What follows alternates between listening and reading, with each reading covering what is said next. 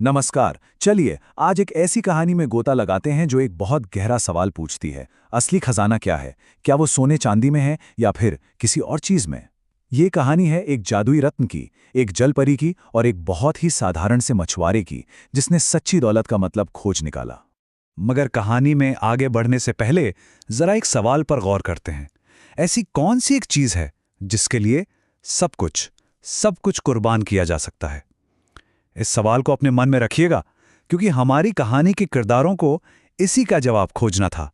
तो एक परिवार के लिए इस सवाल का जवाब एक जादुई झील में मिला, एक खोए हुए रत्न में छिपा था और एक ऐसे फैसले पर टिका था जिसने उनकी दुनिया हमेशा हमेशा के लिए बदल दी।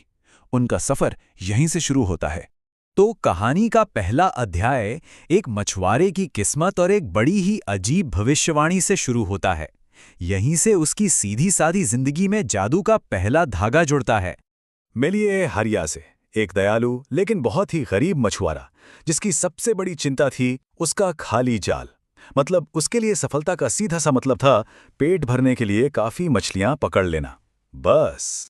और फिर एक दिन एक जादुई सुनहरी मछली ने उसे 3 अजीब सी बातें बताईं। पहली कि उसकी पत्नी इंसान नहीं होगी, दूसरी उसके बच्चे उससे अलग हो जाएंगे, और तीसरी एक अकेला गहना उसकी जिंदगी हमेशा के लिए बदल देगा। अब सोचिए उस बेचारे हरिया के लिए ये बातें कितनी बेतुकी होंगी, है ना? पर यही तो उसकी किस्मत की पटकथा थी। तो वो जो भविष्यवाणी थी अब हकीकत बनने वाली थी। अब कहानी उस मोड़ पर है जहां प्यार से एक परिवार तो बनता है, लेकिन उसकी नींव एक बहुत ही नाजुक धागे पर टिकी है। जब हरिया की मुलाकात जलपरी से हुई तो पता है उसने जादुई शंख से क्या मांगा? सोना चांदी? नहीं, उसने मांगा उसका साथ। यहीं पर हम हरिया में आया पहला बड़ा बदलाव देखते हैं। अब पेट की भूख से ज्यादा जरूरी किसी का साथ था। उसके शब्द थे, मुझे धन नहीं चाहिए, बस तुम्हारा साथ चाहिए। उनका ये साथ एक जादुई रत्न की वजह से मुमकिन हुआ। एक ऋषि का दिया हुआ ये रत्न जलपरी को इंसान बनने की शक्ति देता था, लेकिन इसमें एक बहुत बड़ी शर्त भी थी।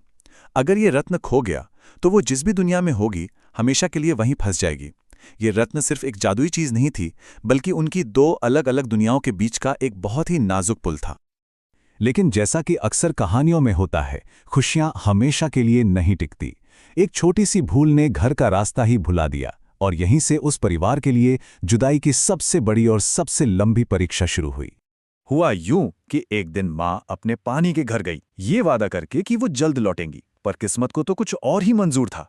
एक पक्षी ने उस जादुई रत्न को खाना समझ लिया और वो एक झरने में गिर गया। सालों बीतते चले गए।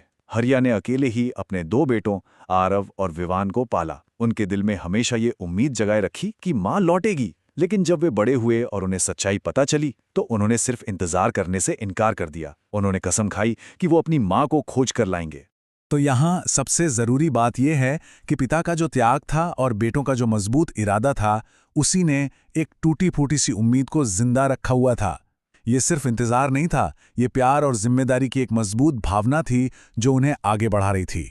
अब कहानी का मोर्चा संभालते हैं बेटे। ये सफर सिर्फ अपनी माँ को खोजने का नहीं था, बल्कि खुद को पहचानने का भी था। एक ऐसी खोज जो उन्हें हमेशा के लिए बदलने वाली थी। अपने पिता से इजाजत लेते हुए उन्होंने कहा, हमें माँ को ढूंढना ही होगा, अब हमें अपना कर्तव्य निभाने दीजिए। और बस इन्हीं शब्दों के साथ वो अब सिर्फ बच्चे नहीं रहे, वो अपने परिवार के रक्षक बन गए थे, जिनका एक ही मकसद था।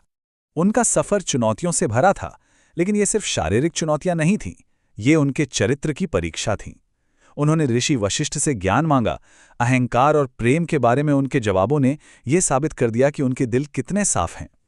फिर उन्होंने जादुई झरने की पहेलियां सुलझाईं, और आखिरकार अपने साहस और अपनी बुद्धि से वो खोया हुआ रत्न उन्होंने हासिल कर ही लिया। इन सभी परीक्षाओं ने, आप कह सकते हैं, उन लड़कों को पूरी तरह से बदल दिया था। वो अब खोए हुए डरे सहमे बच्चे नहीं थे, बल्कि अपने परिवार की ढाल बन चुके थे, जिनके पास एक मकसद था। उनकी ये हिम्मत और समझ ही उनकी इस खोज का असली इनाम था। परिवार तो फिर से मिल गया, लेकिन कहानी यहां खत्म नहीं होती। अब उन्हें अपनी जिंदगी का सबसे बड़ा फैसला करना था, जादू चुने या एक साथ रहना। उनके सामने 2 रास्ते थे। एक कि वो जादू को बनाए रखें, जिससे माँ दोनों दुनियाओं में आ जा सकें, लेकिन हमेशा अलग होने का खतरा बना रहे। या फिर वो रत्न को नष्ट कर दें, जिससे माँ पूरी तरह से इंसान बन जाए और परिवार हमेशा के लिए एक साथ रहे, बिना किसी जादू के। और माँ का जो फैसला था वही इस कहानी का दिल है। उन्होंने कहा, मेरे लिए सबसे बड़ा सत्य मेरा परिवार है। इस एक चुनाव में उन्होंने जादू के ऊपर रिश्तों को चुना और ये साबित कर दिया कि असली दुनिया वो है जहां आपके अपने आपके साथ हों। तो चलिए अब कहानी के अंत में वापस हरिया के पास चलते हैं। अब उसे खजाने का असली मतलब समझ आने वाला था और उसका ये बदलाव ही इस कहानी की सबसे बड़ी सीख है। याद है ना, शुरू में हरिया की सबसे बड़ी इच्छा क्या थी? बस एक मछली पकड़ना। उसकी दुनिया पेट भरने और जिंदा रहने की जरूरतों तक ही सिमटी हुई थी। और अंत में उसकी सबसे बड़ी खुशी एक मछली को जाने देने में थी। जब वो सालों बाद उसी सुनहरी मछली से मिला तो उसने उसे पकड़ने से साफ इनकार कर दिया। उसने कहा कि अब वो किसी जीव को दुख देकर नहीं जीना चाहता। उसने समझ लिया था कि असली दौलत करुणा में है, पकड़ने में नहीं बल्कि जाने देने में है। तो ये कहानी हमें यही सिखाती है कि सबसे बड़ा जादू किसी रत्न या किसी चमत्कार में नहीं, बल्कि दया के छोटे छोटे कामों में होता है। परिवार का प्यार, एक दूसरे के लिए त्याग और करुणा, यही तो असली जादू है। अब सवाल ये उठता है कि हम अपनी रोजमर्रा की जिंदगी में इस जादू को कहाँ और कैसे ढूंढ सकते हैं।